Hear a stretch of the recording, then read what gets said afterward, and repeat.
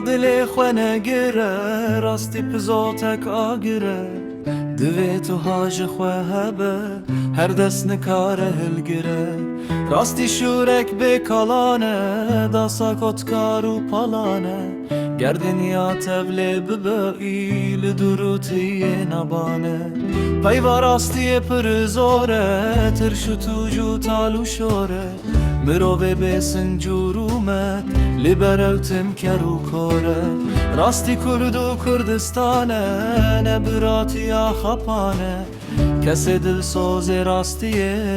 riya Kurdî tiyê zane bira dilê xwe negîre rastî pizotek agire divê tuha ji xwe hebe her dest nikare hilgire rastî şûrek bêkalane dasa kotkar û palane ger dinya tevlê bibe î li durûtiyê nebane bira dilê xwe negîre rastî pizotek agire divê tuha ji xwe hebe her dest nikare hilgire rastî şûrek bêkalane dasa kotkar û palane ger dinya tevlê bibe î li durûtiyê nebane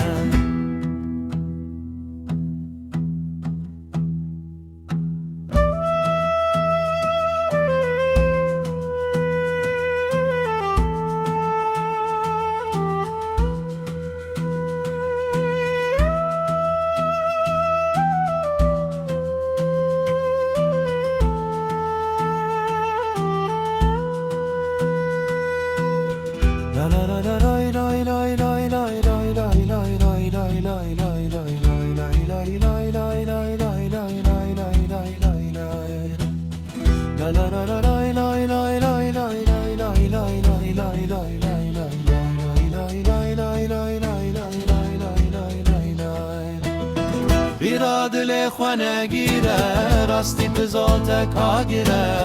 divê tuha ji xwe hebe her dest nikare hilgire rastî şûrek bêkalane dasa kotkar û palane ger dinya tevlê bibe î li durûtiyê nebane